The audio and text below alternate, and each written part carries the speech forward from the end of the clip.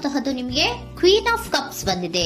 ನಿಮ್ಮ ಲವ್ ಲೈಫಿನ ವಿಚಾರವಾಗಿ ಬಹಳ ಕೇರಿಂಗ್ ಅನ್ನ ಮಾಡ್ತಾ ಇರುವಂತಹದ್ದು, ಅದ್ರ ಬಗ್ಗೆನೇ ನೀವು ಯೋಚನೆಯನ್ನ ಮಾಡ್ತಾ ಇರುವಂತಹದ್ದು, ಒಂದು ಸ್ಟೇಬಲ್ ರಿಲೇಶನ್ಶಿಪ್ ಅನ್ನ ಉಳಿಸ್ಕೋಬೇಕು ಅನ್ನುವಂತಹ ಆಲೋಚನೆಯನ್ನ ಮಾಡ್ತಾ ಇರುವಂತಹದ್ದು ರೆಪ್ರೆಸೆಂಟ್ ಆಗ್ತಾ ಇದೆ. ಪಾಸಿಟಿವ್ ಬಗ್ಗೆ ಹೇಳೋದಾದ್ರೆ ಎಲ್ಲವೂ ಚೆನ್ನಾಗಿಯೇ ಇತ್ತು. ಫುಲ್ ಕಾರ್ಡ್ ರೆಪ್ರೆಸೆಂಟ್ ಆಗ್ತಾ ಇದೆ ಅಂದ್ರೆ ಜಾಯ್ಫುಲ್ ಆಗಿತ್ತು, ಚೆನ್ನಾಗೇ ಮಾತಾಡ್ತಾ ಇದ್ರಿ, ಖುಷಿಯಾಗಿದ್ರಿ, ಖುಷಿಯಾಗಿ ಓಡಾಡೋದು ಎಲ್ಲವನ್ನೂ ಕೂಡ ನೀವು ಮಾಡಿರುವಂತಹದ್ದು ರೆಪ್ರೆಸೆಂಟ್ ಆಗ್ತಾ ಇದೆ.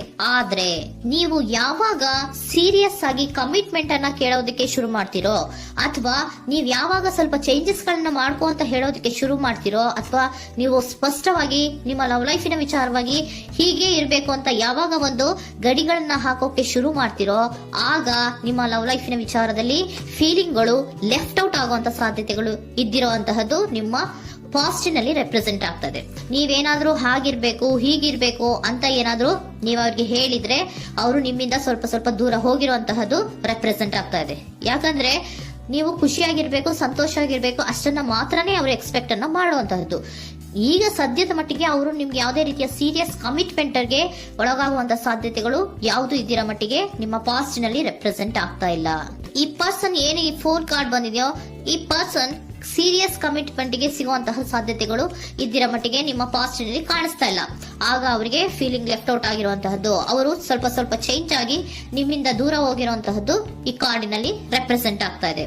ಅಟ್ ದ ಪ್ರೆಸೆಂಟ್ ನಲ್ಲಿ ನಿಮಗೆ ಬಂದಿರುವಂತಹ ಕಾರ್ಡ್ ಏನು, ವೀಲ್ ಆಫ್ ಫಾರ್ಚೂನ್. ಬದಲಾವಣೆಯ ಮಾರ್ಗವನ್ನ ನೀವು ಹಿಡಿಬೇಕು, ಅಂದ್ರೆ ಬದಲಾವಣೆ ಆಗ್ಬೇಕು. ನೀವು ಅವರು ಸೀರಿಯಸ್ ಕಮಿಟ್ಮೆಂಟ್ ಅನ್ನ ಕೇಳಿದಾಗ ಅವರು ನಿಮ್ಮಿಂದ ದೂರ ಹೋಗಿದ್ದಾರೆ ಅಂದ್ರೆ ನೀವೇನ್ ಮಾಡ್ಬೇಕು, ಅಟ್ ಪ್ರೆಸೆಂಟ್ ನಲ್ಲಿ ಬದಲಾವಣೆಯ ಮಾರ್ಗವನ್ನ ಹಿಡಿಬೇಕು. ಬದಲಾವಣೆಯ ಮಾರ್ಗವನ್ನ ಮಾಡ್ಕೊಳ್ಳೋಕೆ ಹೋಗ್ತೀರಾ, ಆದ್ರೆ ನಿಮ್ ಕೈಲಿ ಆಗ್ತಾ ಇಲ್ಲ. ಯಾಕಂದ್ರೆ ವೀಲ್ ಆಫ್ ಫಾರ್ಚೂನಿನ ಕ್ಲಾರಿಫಿಕೇಶನ್ ಕಾರ್ಡ್ ಬಂದಿರುವಂತಹದ್ದು ಯಾವುದು, ಡೆವಿಲ್ ಕಾರ್ಡ್ ರೆಪ್ರೆಸೆಂಟ್ ಆಗ್ತಾ ಇದೆ. ಡೆವಿಲ್ ಕಾರ್ಡ್ ಏನನ್ನ ರೆಪ್ರೆಸೆಂಟ್ ಮಾಡುತ್ತೆ, ಅಡಿಕ್ಷನ್ ಅನ್ನ ರೆಪ್ರೆಸೆಂಟ್ ಮಾಡುತ್ತೆ. ಯಾವಾಗ್ಲೂ ಅವರ ಬಗ್ಗೆನೇ ಯೋಚನೆ ಮಾಡ್ತಾ ಇರೋದು, ಅದ್ರ ಬಗ್ಗೆನೇ ಥಿಂಕ್ ಮಾಡ್ತಾ ಇರೋದು.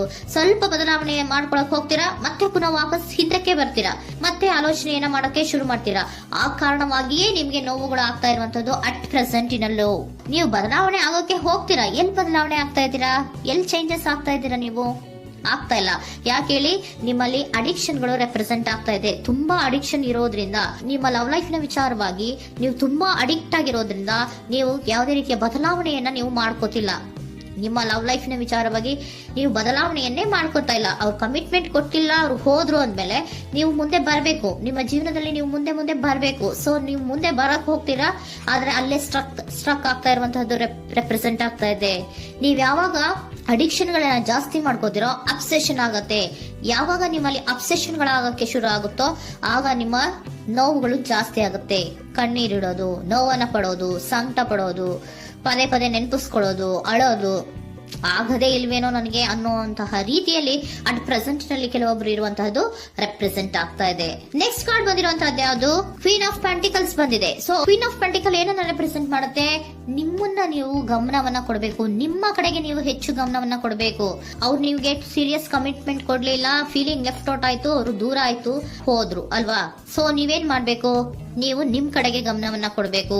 ವೀಲ್ ಆಫ್ ಫಾರ್ಚೂನ್ ಅಂದ್ರೆ ಏನು, ನೀವು ಬದಲಾವಣೆಯ ಮಾರ್ಗವನ್ನ ಹಿಡಿಬೇಕು. ಬದಲಾವಣೆಯ ಮಾರ್ಗವನ್ನ ಮಾಡ್ಕೊಳ್ಳೋದಕ್ಕೆ ಹೋದ್ರೂ ಕೂಡ ಮತ್ತೆ ವಾಪಸ್ ಹಿಂದೆ ಬರೋದು, ಮತ್ತೆ ಅಡಿಕ್ಷನ್ ಆಗೋದು, ಮತ್ತೆ ನೆನಪಿಸ್ಕೊಳ್ಳುವಂತಹದ್ದು, ಮತ್ತೆ ನೋವನ್ನ ಪಡುವಂತಹದ್ದು ನಿಮ್ಮಲ್ಲಿ ರೆಪ್ರೆಸೆಂಟ್ ಆಗ್ತಾ ಇದೆ. ನೀವು ಈ ಅಡಿಕ್ಷನ್ ಗಳಿಂದ ನೀವು ಆಚೆ ಬರಬೇಕು ಅಂದ್ರೆ ನಿಮ್ಮನ್ನ ನೀವು ಬ್ಯುಸಿಯಾಗಿ ಇಟ್ಕೋಬೇಕು. ಟೈಮ್ ಇದ್ರೂ ಕೂಡ ಮತ್ತೆ ಪುನಃ ಹಿಂದೆ ಬಂದು ನೀವು ಆಲೋಚನೆ ಮಾಡುವಂತಹ ಸಾಧ್ಯತೆಗಳು ಇದೆ. ಅದಕ್ಕೆ ನೀವು ಅಟ್ ಪ್ರೆಸೆಂಟ್ ನಲ್ಲಿ ನೀವು ಆ ಫೀಲಿಂಗ್ ಇಂದ, ಈ ನೋವಿನಿಂದ ನೀವು ಆಚೆ ಬರ್ಬೇಕಂದ್ರೆ ನೀವೇನ್ ಮಾಡ್ಬೇಕು, ಸ್ವಲ್ಪ ಏನಾದ್ರೂ ಬ್ಯುಸಿ ಆಗ್ಬೇಕು, ಕೆಲಸಗಳನ್ನ ಮಾಡೋದಕ್ಕೆ ಶುರು ಮಾಡ್ಬೇಕು.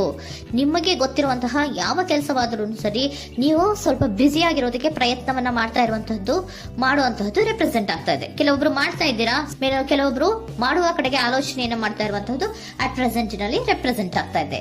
ಇಮಿಡಿಯೇಟ್ ಫ್ಯೂಚರ್ ನಲ್ಲಿ ಏನ್ ರೆಪ್ರೆಸೆಂಟ್ ಆಗ್ತಾ ಇದೆ, ನೈಟ್ ಆಫ್ ಸೋರ್ಟ್ಸ್ ರೆಪ್ರೆಸೆಂಟ್ ಆಗ್ತಾ ಇದೆ. ನೀವು ಕ್ವಿಕ್ ಥಿಂಕಿಂಗ್ ಅನ್ನ ಮಾಡಿ ಏನೋ ಒಂದು ಆಕ್ಷನ್ ಅನ್ನ ತಗೋಬೇಕು ಅನ್ನೋದ ಆಲೋಚನೆಯನ್ನ ಮಾಡ್ತೀರಾ, ಬಹಳ ಫೋಕಸ್ ಅನ್ನ ಮಾಡ್ತೀರಾ ಒಂದು ವಿಚಾರವಾಗಿ, ಕ್ವಿಕ್ ಥಿಂಕಿಂಗ್ ಅನ್ನ ಮಾಡ್ಬೇಕು ಅಂತ. ಮತ್ತೆ ಪುನಃ ಏನ್ ಮಾಡ್ತೀರಾ, ನಿಮ್ಮ ಮುಂದೆ 2 ಆಪ್ಷನ್ಗಳು ಬಂದ್ಬಿಡುತ್ತೆ. ಯಾವ್ದು ಮಾಡ್ಲಿ, ಹೇಗ್ ಮಾಡ್ಲಿ, ಏನ್ ನನ್ನ ಕೈಲಿ ಆಗ್ತಾ ಇಲ್ವಲ್ಲ ಮರೆಯೋದಕ್ಕೆ, ಮುಂದೆ ಹೋಗೋಣ ಅಂತೀನಿ, ಮತ್ತೆ ಏನಿದು ಕನ್ಫ್ಯೂಷನ್ ಅಂತ, ಮತ್ತೆ ಕನ್ಫ್ಯೂಷನ್ ಅಲ್ಲಿ ಇರುವಂತಹದ್ದು ಇಮಿಡಿಯೇಟ್ ಫ್ಯೂಚರ್ ನಲ್ಲಿ ರೆಪ್ರೆಸೆಂಟ್ ಆಗ್ತಾ ಇದೆ. ನೀವೇನ್ ಮಾಡ್ಬೇಕು, ಈ 2 ಆಯ್ಕೆಗಳಲ್ಲಿ ನಿಮಗೆ ಯಾವ ಆಯ್ಕೆ ಬೇಕು ಅನ್ನೋದನ್ನ ಫಸ್ಟ್ ಆಲೋಚನೆಯನ್ನ ಮಾಡಿ ನಂತರ ನಿರ್ಧಾರವನ್ನ ಮಾಡಬೇಕಾಗುತ್ತೆ. ಡಿಟರ್ಮಿನೇಷನ್ ಅಂಡ್ ಡೈರೆಕ್ಷನ್, ನಿರ್ಣಯವನ್ನ ಮಾಡಿ ಅದೇ ದಾರಿಯಲ್ಲಿ ನೀವು ಮುಂದೆ ಹೋಗ್ಬೇಕು ಈ ಆಲೋಚನೆಯನ್ನ ಮಾಡಬೇಕು. ಆ ರೀತಿಯ ಆಲೋಚನೆಯನ್ನ ಮಾಡಿದ್ರೆ ಇನ್ ನಿಯರ್ ಫ್ಯೂಚರಿನಲ್ಲಿ ನೀವು ಆ ರೀತಿ ಆಲೋಚನೆಯನ್ನ ಮಾಡಿದ್ರೆ ನಿಮ್ಮಲ್ಲಿ ಒಂದು ಪಾಸಿಟಿವ್ ಚೇಂಜಸ್ ಗಳಾಗತ್ತೆ. ಸ್ಟಾರ್ ರೆಪ್ರೆಸೆಂಟ್ ಆಗ್ತಾ ಇದೆ, ಕೆಲವೊಂದು ರೀತಿಯ ಪಾಸಿಟಿವ್ ಚೇಂಜಸ್ ಗಳು ಆಗತ್ತೆ. ನಿಮ್ಗೆ ಏಂಜಲ್ ಗೈಡೆನ್ಸ್ ಏನ್ ಕೊಡ್ತಾರೆ ಅನ್ನೋದನ್ನ ನೋಡೋಣ. ನಾಟ್ ದ ರೈಟ್ ಟೈಮ್, ಇದು ಕರೆಕ್ಟ್ ಆಗಿರುವಂತಹ ಟೈಮ್ ಅಲ್ಲ. The situation will improve, situation ಅನ್ನೋದು ಇಂಪ್ರೂವ್ ಆಗುತ್ತೆ ಯಾವಾಗ, ಇಫ್ ಯು ಬಿಲೀವ್, ನೀವು ನಂಬಿಕೆ ಇಟ್ಟಾಗ ಮಾತ್ರ ಸಿಚುಯೇಷನ್ ಅನ್ನೋದು ಇಂಪ್ರೂವ್ ಆಗುವಂತಹದ್ದು. ಏನೀಗ ಬೇಜಾರಿನಿಂದ ಇದ್ದೀರಲ್ಲ, ಈ ನೋವು ಯಾವಾಗ್ಲೂ ಶಾಶ್ವತವಾಗಿ ಇರುವಂತಹದ್ದು ಅಲ್ಲ.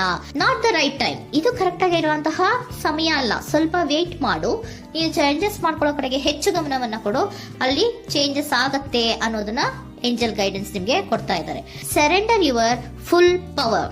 Your life is a calling for you to step into your full power rather than playing it small. ನೀವು ಧೈರ್ಯವಾಗಿ ಒಂದು ಹೆಜ್ಜೆಯನ್ನ ಮುಂದಕ್ಕೆ ಇಡಬೇಕು. ಸೊ ಮುಂದೆ ಹೋಗುವಂತಹ ಆಲೋಚನೆಯನ್ನ ಮಾಡಬೇಕು. ಪವರ್ ಇಂದ, ನಿಮ್ಮಲ್ಲಿರುವಂತಹ ಪವರ್ ಅನ್ನ ಯೂಸ್ ಮಾಡ್ಕೊಳ್ಳಿ. ಯಾಕೆ ನನ್ನಲ್ಲಿ ಏನಿಲ್ಲ, ನನ್ನ ಕೈಲಿ ಏನೂ ಆಗಲ್ಲ ಅಂತ ಯಾಕೆ ಕೂತಿದ್ದೀರಾ? ನೀವು ಏನ್ ಮಾಡ್ಬೇಕು, ಬಹಳ ಧೈರ್ಯದಿಂದ ಮುಂದಕ್ಕೆ ಹೋಗಿ ಅನ್ನೋದನ್ನ ನಿಮ್ಗೆ ಸರೆಂಡರ್ ಕಾರ್ಡ್ಗಳು ಕೂಡ ಹೇಳ್ತಾ ಇದ್ದಾರೆ.